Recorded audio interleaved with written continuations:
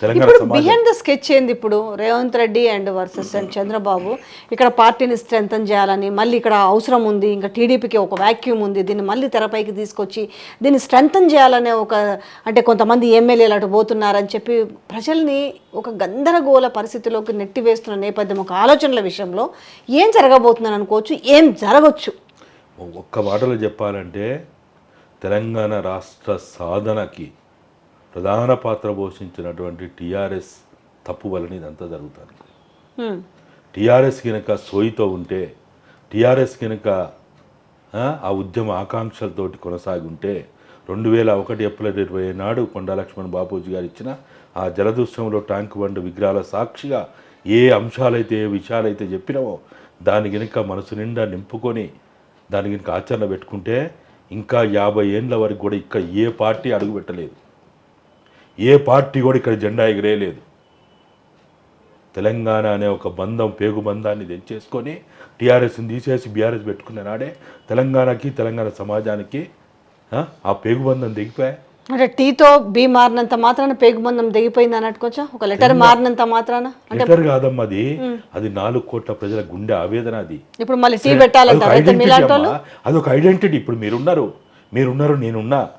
నా తండ్రి అనేది నాకు ఒక ఐడెంటిటీ, నా తల్లి అనేది నాకు ఒక ఐడెంటిటీ.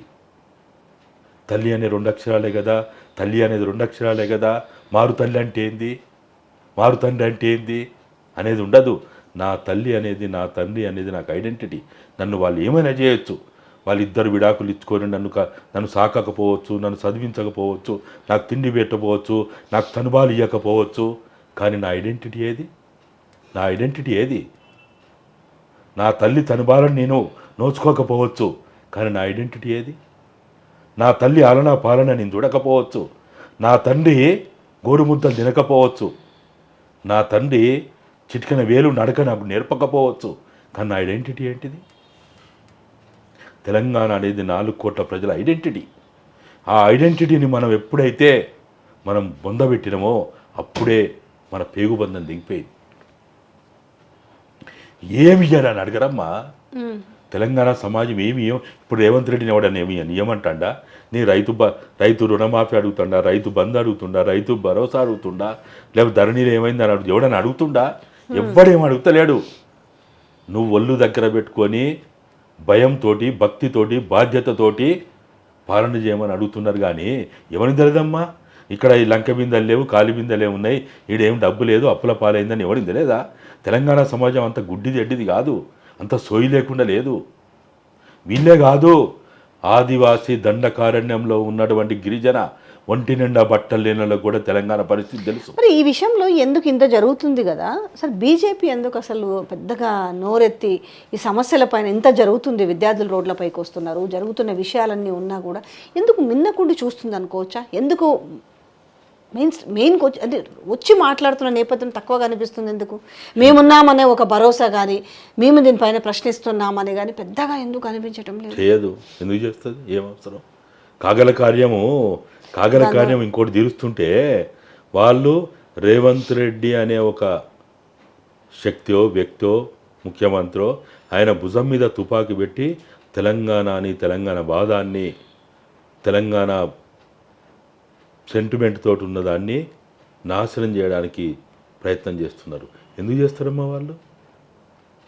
రేవంత్ రెడ్డి భుజం మీద తుపాకీ పెట్టి ఇవాళ తెలంగాణ వాదాన్ని ఇక్కడ లేకుండా చేయాలని చూస్తున్నారు.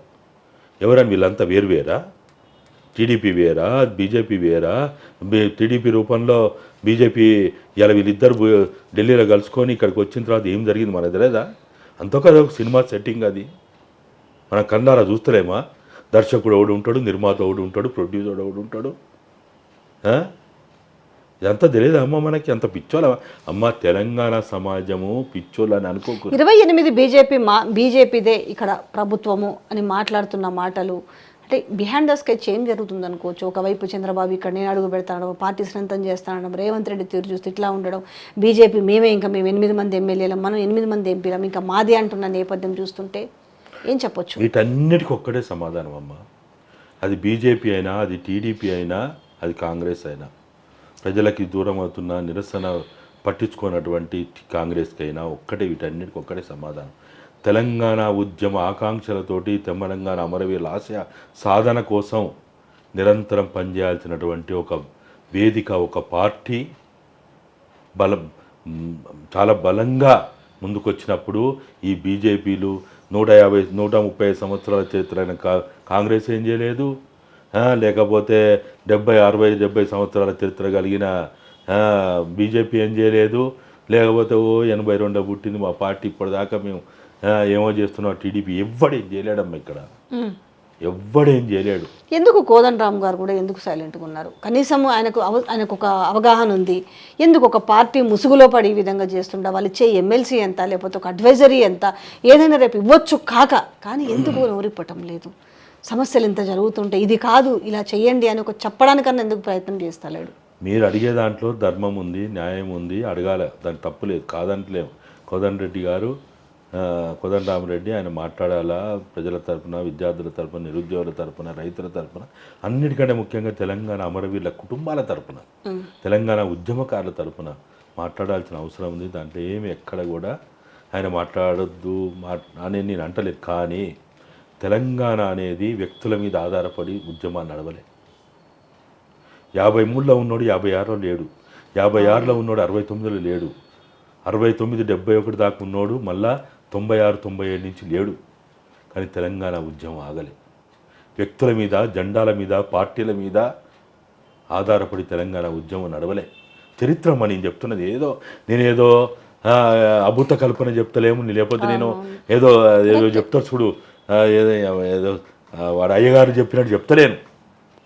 చాప కింద నీరులాగా మళ్ళీ చంద్రబాబు నాయుడు అండ్ రేవంత్ రెడ్డి కలిసి హైదరాబాద్ని కబ్జా చేయాలని మన చూస్తున్నారా? నేను అదే చెప్తున్నామ్మా.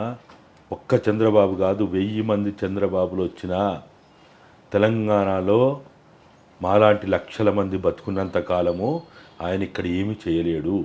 కానీ ఏదో ఒక ఆలోచన అయితే జరుగుతుందా? అరే వాళ్ళ పగటి కళలు ఉంటాయమ్మా, వాళ్ళ ఆశలు పడడం పగటి కళ. నేను చెప్తున్నా కదా, నేను ఇంతకుముందు చెప్పింది ఏంటిది, అసెంబ్లీలో హుకుం జారీ చేసిండు తెలంగాణ పదాన్ని ఉచ్చరించొద్దని. ఇవాళ అసెంబ్లీలో ఎవడున్నాడమ్మా? మనమున్నామా? తెలంగాణ అనే పదాన్ని మీరు అన్నారు చూడు, తెలంగాణ అనే పదానికి అంత శక్తి ఉందా అని. అంత శక్తి ఉంటుందమ్మా. తెలంగాణ అనే పదాన్ని ఉచ్చరించడానికి వీల్లేదని